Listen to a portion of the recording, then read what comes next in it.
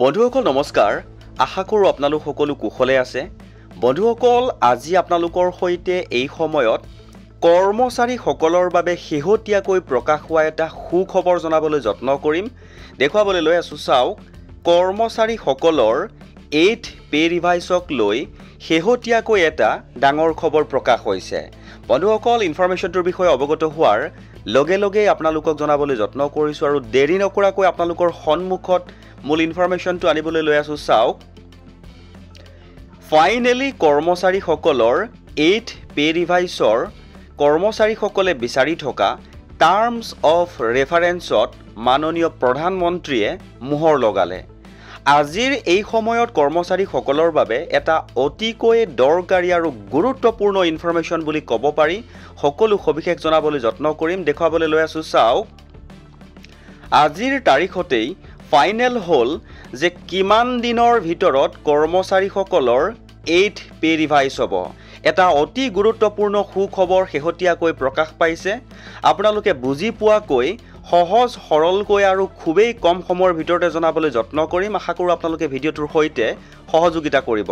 তে বন্ধুসকল দেৰি নকৰাকৈ দেখুৱাবলৈ লৈ আছো চাওক মূল ইনফৰমেশনটো এনেকৈ প্ৰকাশ হৈছিল আৰু যেনেকৈ প্ৰকাশ হৈছিল হুবহু আপোনালোকৰ সন্মুখত ঠিক তেনেকৈ মই আপোনালোকক জনাবলৈ যত্ন কৰিছো অষ্টম কেন্দ্ৰীয় দৰমহা আয়োগ সম্পৰ্কীয় চৰ্তসমূহত কেবিনেটৰ অনুমোদন এটা অতি দৰকাৰী ইনফৰমেশন শেহতীয়াকৈ প্ৰকাশ হৈছে জনাবলৈ লৈ আছো চাওক প্ৰধানমন্ত্ৰী শ্ৰী নৰেন্দ্ৰ মোদীৰ অধ্যক্ষতাত অনুষ্ঠিত কেন্দ্ৰীয় কেবিনেটে আজি অষ্টম কেন্দ্ৰীয় দৰমহা আয়োগ সন্দৰ্ভত নিৰ্ধাৰিত চৰ্তসমূহত অনুমোদন দিছে যেটো কৰ্মচাৰী সকলে ইমান দিন বিচাৰি আছিল টাৰ্মছ অফ ৰেফাৰেন্স কেতিয়া আহিব আৰু ফাইনালি সেই টাৰ্মছ অফ ৰেফাৰেন্সত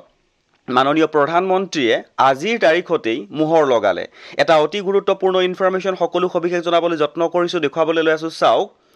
অষ্টম কেন্দ্ৰীয় দৰমহা আয়োগ এটা অস্থায়ী সংস্থা হ'ব এই আয়োগ এজন অধ্যক্ষ এজন সদস্য অংশকালীন আৰু এজন সদস্য সচিবৰে গঠিত হ'ব দেখুৱাবলৈ লৈ আছো চাওক আয়োগৰ যি চেয়াৰপাৰসন হ'ব 8 পে কমিশনৰ চেয়াৰপাৰসন হ'ব শ্ৰীমতী জাষ্টিস ৰঞ্জনা প্ৰকাশ দেশাই ফৰ্মাৰ জাজ সুপ্ৰিম কোৰ্ট অফ ইণ্ডিয়া চেয়াৰপাৰসন হ'ব তাৰ পাছত দেখুৱাবলৈ লৈ আছো যিজন মেম্বাৰ হ'ব পাৰ্ট টাইম সেইজন হ'ব professor Pulak Ghosh professor Indian Institute of মেনেজমেন্টৰ বেংগলোৰৰ প্ৰফেসৰ মেম্বাৰ পাৰ্ট টাইম তাৰ পিছত মেম্বাৰ সেক্ৰেটাৰী হিচাপে থাকিব শ্ৰী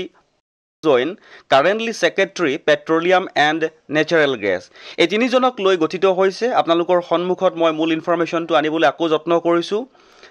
ইয়া গঠন কৰা তাৰিখৰ পৰা 18 মাহৰ ভিতৰত ইয়াৰ পৰামৰ্শ আগবঢ়াব এটা অতি গুৰুত্বপূৰ্ণ ইনফৰমেশন প্ৰয়োজন হলে পৰামৰ্শসমূহ চূড়ান্ত হোৱাৰ লগে লগে যিকোনো বিষয়ত অন্তৰ্বৰ্তীকালীন প্ৰতিবেদন প্ৰেৰণ কৰাৰ কথা বিবেচনা কৰিব পাৰে পৰামৰ্শ প্ৰদান কৰাৰ সময়ত আয়োগে তলত উল্লেখ কৰা বিষয়সমূহ মনত ৰাখিব দেশৰ অৰ্থনৈতিক পৰিস্থিতি আৰু বিত্তীয় বিচক্ষণতাৰ প্ৰয়োজনীয়তা উন্নয়নমূলক ব্যয় আৰু কল্যাণমূলক ব্যৱস্থাৰ বাবে পৰ্যাপ্ত সম্পদ উপলব্ধ হোৱাটো নিশ্চিত কৰাৰ প্ৰয়োজনীয়তা অৱদানবিহীন পেনশন আঁচনিৰ পুঁজিহীন ব্যয় সাধাৰণতে কিছু পৰিৱৰ্তনৰ সৈতে পৰামৰ্শসমূহ গ্ৰহণ কৰা ৰাজ্য চৰকাৰসমূহৰ বিত্তীয় ক্ষেত্ৰত পৰামৰ্শসমূহৰ সম্ভাৱ্য প্ৰভাৱ আৰু কেন্দ্ৰীয় ৰাজহুৱা খণ্ডৰ উদ্যোগ আৰু ব্যক্তিগত খণ্ডৰ কৰ্মচাৰী সকলৰ বাবে উপলব্ধ প্ৰচলিত দৰমহাৰ গাঁথনি লাভালাভ আৰু কৰ্মৰ পৰিস্থিতি তাৰ পিছত জনাবলৈ লৈ আছো চাওক কেন্দ্ৰীয় চৰকাৰৰ কৰ্মচাৰী সকলৰ দৰমহাৰ গাঁথনি অৱসৰৰ সুবিধা আৰু অন্যান্য সেৱাৰ চৰ্তৰ বিভিন্ন সময়ত গুৰুত্ব দিবলৈ আৰু ইয়াৰ প্ৰয়োজনীয় পৰিৱৰ্তনৰ ক্ষেত্ৰত পৰামৰ্শ দিবলৈ সময়ে সময়ে কেন্দ্ৰীয় দৰমহা আয়োগ গঠন কৰা হয় সাধাৰণতে প্ৰতি 10 বছৰৰ পাছত দৰমহা আয়োগৰ পৰামৰ্শসমূহ কাৰ্যকৰী কৰা হয় এই ধাৰা অনুসৰি অষ্টম কেন্দ্ৰীয় দৰমহা আয়োগৰ পৰামৰ্শসমূহৰ প্ৰভাৱ 1/1/2026 ৰ পৰা আশা কৰা হ'ব এটা অতি গুৰুত্বপূৰ্ণ ইনফৰমেশন অৰ্থাৎ 18 মাহৰ ভিতৰত এই যি অস্থায়ী সংস্থাটোৱে পৰামৰ্শ আগবঢ়াব আৰু তেওঁলোকৰ পৰামৰ্শ মতে ইমপ্লিমেন্টেশন হ'ব এটা গুৰুত্বপূৰ্ণ ইনফৰমেশন পালো আৰু আপোনালোকৰ সহায় হোৱাকৈ সহজতে জনাবলৈ যত্ন কৰিলো আৰু যদি ইনফৰমেশনসমূহ ভাল লাগিছে বা আগলৈকো যদি এনেকুৱা কিছুমান গুৰুত্বপূৰ্ণ ইনফৰমেশন আপোনালোকে পাই থাকিবলৈ বিচাৰে তেনেহলে চেনেলটো সাবস্ক্ৰাইব কৰি হাতত ৰাখিব বুলি আশা ৰাখিলো